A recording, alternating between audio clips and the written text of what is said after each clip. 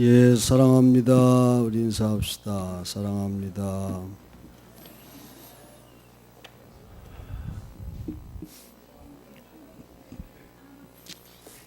네, 주의를 지키는 성도님들 환영하며 축복합니다. 주님의 은혜와 평강이 넘치기를 축원합니다. 한 주간 감기 때문에 고생을 하고 있습니다. 높은 소리 찬양도 나오지 않고 오늘은 힘없이 설교해도 여러분이 힘있게 받으시기를 바랍니다. 요즘 성도님들과 요한계시록을 묵상하면서 은혜를 나누고 있는데요. 이단들이 아주 주무기로 계시록을 사용하잖아요. 우리는 이 계시록을 보면서 본질적인 신앙의 메시지를 잘 살펴보려고 합니다. 그래서 좌로나 우로나 치우치지 않는 신앙을 갖는 일, 참으로 중요한 일이 아닐 수가 없는 것입니다. 우리 기독교인이 아닌 사람들도 툭하면 이런 말을 잘하지요. 정말 말세야. 상식 이하의 인간들을 만나거나 또 그런 세태를 볼 때 한탄삼아 하는 말로 지구의 끝, 인간 역사의 끝을 가리키는 그런 말이죠. 근데 이것은 우리 기독교의 종말신앙과는 매우 뜻이 달라요. 말세라고 하는 말은 부정적인 말이고 파괴와 끝을 가리키는 말이지만 우리 기독교의 종말신앙은 초대교회로부터 2000년을 지속해온 믿음입니다.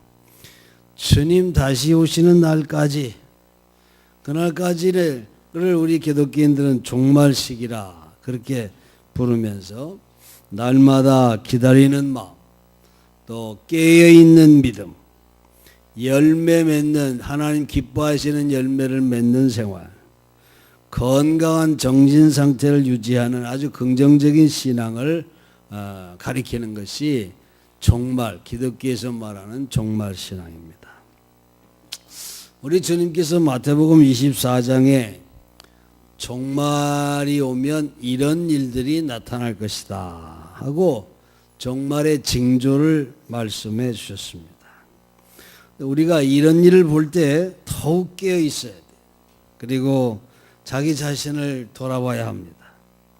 그리고 이 종말의 징조에 우리 자신이 휘말리지 않도록 각성을 촉구하시는 그런 말씀이죠. 그럼 이 종말 시기에는 어떤 일이 일어나나요?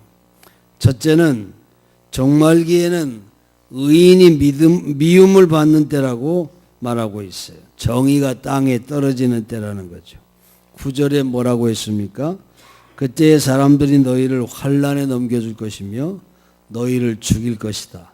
너희는 내 이름 때문에 모든 민족에게 미움을 받을 것이다. 그렇게 말하고 있어요. 지금 우리나라 역사가 지금 참 우리나라가 역사상 처음으로 이북과 평화 모드를 만들어가고 있어요. 참 상상도 못했던 일들이 벌어지고 있습니다. 물론 넘어야 할 문제들이 산적해 있기는 합니다. 그런데 이 나라의 모습을 보면 2조 500년의 그 지긋지긋한 당파 싸움이 오늘날도 끊이지 않고 재현되고 있는 그런 모습을 우리가 봅니다. 이 나라의 정치계나 이 나라의 사회상은 정말 서로 미워하고 비방하고 말꼬리 잡고 흠 잡고 뜯어내리는 것, 이런 것들이 정말 풍토가 돼버린 것 같아요. 참 성숙한 모습을 찾아보기 어려운 그런 모습이 우리나라의 모습인 것을 보게 됩니다. 이런 때일수록 우리 그리스도의 제자된 성도들은 정말 진리 위에 흔들림 없이 서야 하는 것입니다. 우리 그리스도의 진리는 평화의 원칙을 보여주고 있어요. 미움이 아니라 용서와 이해죠. 싸움이 아니라 화해와 협력입니다. 증오를 보거든 함께 미움의 물결 속에 휘말릴 것이 아니라 소금이 돼서 부패를 막아야 하고 빛이 되어서 어두움을 깨치는 것, 이것이 종말을 사는 크리스찬의 사명인 것을 우리가 알아야 합니다. 21세기 인류 문화를 토론하는 국제적 모임에서 주재 강연자로 나선 보스턴 대학의 정재식 박사는 이런 말을 했습니다. 지금 인류 최대의 위험은 종교 간의 갈등에 있다, 이렇게 지적하면서 그러므로 인류의 평화는 종교 간의 화해에 놓여 있다, 이런 말을 했습니다. 여러분, 우리가 아는 것처럼 정말 멈출 줄 모르는 중동 지역의 복잡한 싸움들, 실상 종교 간의 마찰인 것을 우리가 알 수 있습니다. 세계의 5대 종교, 기독교, 가톨릭, 이슬람, 유대교, 불교, 이런 5대 종교들은 한결같이 사랑과 박애 정신을 앞세우고 있는데, 그러면서도 그들은 처절하게 서로 싸웁니다. 테러의 방법을 동원해서 전 세계를 공포의 도가니로 몰아넣고 있습니다. 아마도 누가 세계 3차 전쟁, 종말의 전쟁일 텐데 그것은 종교전쟁이 될 거다. 참 그런 말이 정말 실감나는 그런 시대를 우리가 지금 살고 있습니다. 여러분, 사람은 정말 싸우지 않고는 못 사는 존재일까요? 싸우지 않으면 못 살 것 같아요. 도처에 전쟁이 일어나는 것이 종말의 징조라고 예수님 말합니다. 성경이 말하는 평화의 원칙은 화목제물이 되신 그리스도께서 직접 보여주신 정신이에요. 예수님은 누구나 이해하고 누구나 용서하셨습니다. 예수님은 그렇게 말씀하셨어요. 화평케 하는 자가 하나님의 아들이라 일컬음을 받을 것이다. 그렇게 선언했어요. 하나님의 자녀는 가는 곳마다 화평을 만들어가는 자가 하나님의 자녀라는 것입니다. 스스로를 우리 주님은 희생하시면서까지 평화의 사명을 끝까지 감당하신 것을 우리가 알 수 있습니다. 여러분, 평화는 결코 바깥 조건을 조성해서 만들어지는 것이 아닙니다. 내 영혼 속에 먼저 평화의 신념이 있어야 하는 거예요. 우리가 하나인 것 같이 그들도 하나가 되게 하려는 것입니다. 이렇게 말씀하신 예수님의 선교 철학이 우리의 믿음이 될 때 이 땅의 평화가 이루어질 수 있는 것이죠. 사랑하는 성도 여러분, 미움과 싸움과 분쟁이 종말의 징조라면 종말을 사는 그리스도인의 삶은 화목해 하는 자가 되어야 하고 평화를 만드는 자가 되는 데 있는 것입니다. 여러분, 귀뚜라미는 암놈을 차지하기 위해서 쓴 놈끼리 서로 싸우는데 어떻게 싸우는 줄 아세요? 노래로 경쟁을 합니다. 노래로. 그러면 암놈은 쓴 놈의 노래를 들어보고 마음에 드는 쪽으로 가는 거예요. 뉴질랜드의 바오새는 암컷을 위해 경쟁할 때 그 순놈들은 어떻게 하냐 하면 둥지를 짓는 경쟁을 해요. 그의 암놈이 쏨놈들이 지어놓은 둥지를 딱 시찰해보고 그래서 마음에 드는 둥지로 쏙 들어가는 거예요. 응? 참 여러분, 우리 인간이 새만도 못하고 우리 인간이 짐승만도 못한 그런 구석들이 얼마나 많아요. 에? 두 번째로 이 종말의 징조는 불법이 심하여 많은 사람의 사랑이 식는 때라고 12절에 말하고 있어요. 여기서 불법이라고 하면 나라의 법을 지키지 않았다고 하는 뜻이 아닙니다. 그리스어인 아노미아라고 하는 말인데 이 말은 무법천지, 그야말로 우리 유행어에 정말 막 간다 그런 뜻이에요. 그러니까 체면도 없고 예의도 없고 짐승처럼 그냥 감정 나는 대로 욕심 나는 대로 막 말하고 막 행동하는 그런 것이 바로 아노미아라는 거예요. 종말의 징조 때는 이런 불법이 성행한다는 거예요. 온 나라가 혼탁해진다는 거예요. 2000년 전에 예수님이 이렇게 막 가는 시대가 올 것이라고 아셨다는 것 여러분 놀랍지 않습니까? 어쨌든 우리 주님은 막 가는 시대를 보거든 종말이 왔다. 종말이 가까웠다. 그걸 자각해라 이거예요. 그리고 너의 영혼이 깨어나서 그런 데에 휩쓸리지 말고 바로 설 것을 말씀합니다. 그러면서 끝까지 견디는 자는 구원을 얻으리라. 그렇게 말씀하십니다. 우리는 너무나 많은 부정부패, 뇌물, 횡령, 퇴폐 풍조와 가정 파탄, 배신, 흠잡기 이런 것들을 보고 들으면서 너무 지쳐버렸습니다. 오늘 이 한국교회의 타락은 정말 크게 달하고 있습니다. 이런 것들이 주님이 말씀하신 종말의 징조임을 우리가 알아야 합니다.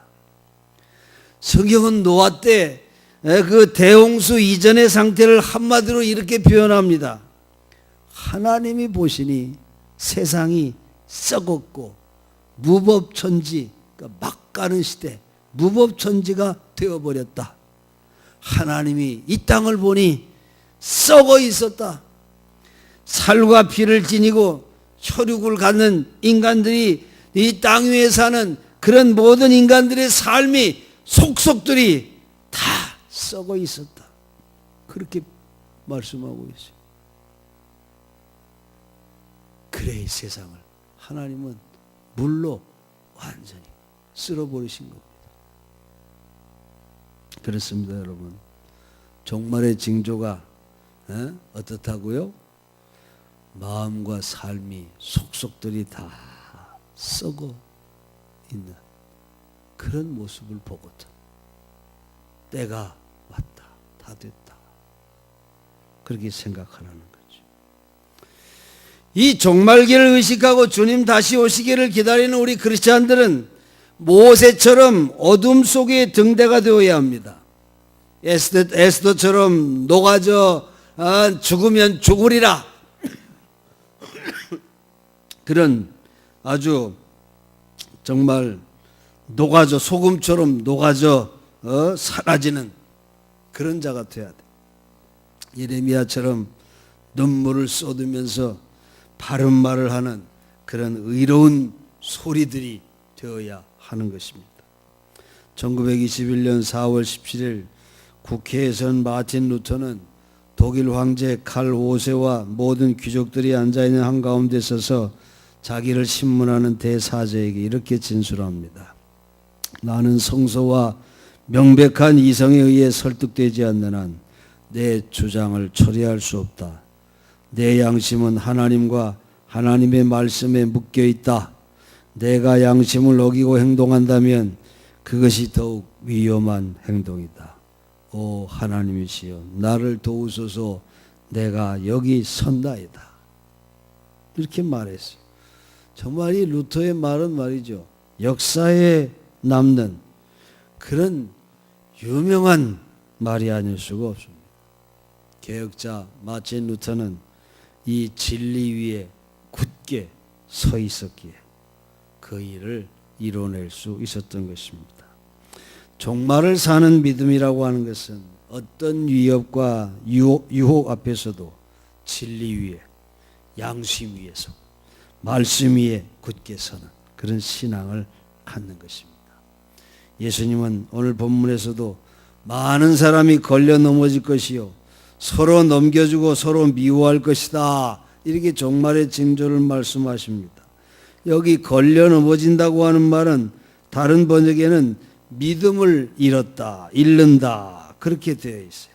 그러니까 유혹과 위험에 걸려 넘어지는 것이 곧 신앙을 잃어버리게 되는 것이라 하는 것입니다. 이 종말기를 살아가는 성도들은 정말 정신을 바짝 차리고 믿음과 사랑을 잃지 않도록 진리와 양심에서 이탈하지 않도록 깨어 기도하고 하나님의 뜻을 쫓아 실천하는 생활이 있어야 하는 거예요. 내가 여기 섰나이다. 이렇게 자신 있게 자신의 정체성을 선언할 수 있는 그런 하나님의 자녀들이 되어야 하는 것이죠. 끝으로 우리 종말기의 징조로서 종말 때가 오면 거짓 그리스도와 거짓 예언자들이 많이 나타나게 될 것이라고 말씀하고 있습니다. 종교의 혼탁함을 예언하고 있는 것이죠. 예수님 당시에 아직 교파나 교파 신학이 생기기 전에 이런 교리적인 말씀을 하신 것은 아닐 겁니다. 종말을 예언하신 마태복음 24장 직전에 바리새인들, 다시 말해 곧 같은 하나님을 믿는다고 하면서도 예수님 보시기에 아주 잘못된 길로 가고 있는 그런 왜곡된 종교인들이 종말의 때 창궐하게 될 것이라고 예언을 하고 있는 것입니다. 예수님께서 분류하신 잘못된 종교인들이 어떤 자입니까? 그들은 외식하는 자입니다. 그리고 영적으로 소경이 된 자요, 거짓 맹세하는 자요, 하루살이는 걸러내고 약대는 삼키는 자요, 대접의 겉만 깨끗하고 그 속은 탐욕으로 가득 차 있는 자요, 그리고 회칠한 무덤과 같은 그런 종교인들을 가르치고 있는 거예요. 마지막 때가 되면 이단들은 말도 못하게 창궐하게 될 것입니다. 같은 하나님을 말하면서 같은 하나님을 믿는다 하면서도 제 욕심을 채우는 끝이 다른 오직 우리의 구세주이신 예수 그리스도를 메시아로 고백하지 않고 여기저기 내가 메시아다, 내가 그리스도라고 외치는 이런 이들이 아주 마지막 때에 창궐하게 될 것이라고 성경은 말하고 있는 것입니다. 예수님은 눈이 있어도 보지 못하고 귀가 있어도 듣지 못하느냐 이렇게 책망한 적이 있어요. 하나님 말씀을 들어도 말이죠. 종말의 징조를 보아도 깨닫지도 않고 회개하지도 않고 자기 개혁을 할 생각도 하지 않고 언제나 남의 얘기처럼 듣는 종교인들, 그들을 두고 예수님이 하신 말씀입니다. 여러분, 하나님의 말씀은 당연히 그 말씀이 들려질 때 내 마음이 찔려야 하는 것입니다. 그리고 종말의 징조는 분명히 나를 정직하게 돌아보는 그런 때가 되어야 하는데, 귀가 있어도 듣지 못하고 눈이 있어도 보지 못한다면 얼마나 허망한 일이고 참으로 거기에 어떤 가망이 있을 수가 있겠습니까? 사랑하는 성도 여러분, 이제 곧 교회 절기로는 대림절기가 다가옵니다. 대림절기는 성탄절을 전 4주를 대림절기로 보내고 있어요. 예수님 오신 성탄절, 이 대림절기에 주님이 오심을 기다리고 깨어 준비하는 그런 절기가 지금 우리 앞에 다가옵니다. 여러분, 이때 회개하라, 천국이 가까웠느니라, 이 음성이 여러분에게 들려지기를 간절히 원합니다. 이제 남을 비판할 때가 아닙니다. 내 자신을 똑바로 보고 나를 바로 세워야 할 때임을 기억해야 합니다. 주님의 오심을 기억하고 준비하는 이 귀한 절기에 정말 주님을 기쁨으로 맞이하는 여러분이 되기를 바랍니다. 여러분, 잊지 마세요. 그리스도의 재림이 가까워져 있음을, 주님의 심판이 다가오고 있음을 깨어 기도하며 주의 뜻을 실천하는 그런 여러분의 삶이 되시기를 간절히 축원합니다. 기도하겠습니다.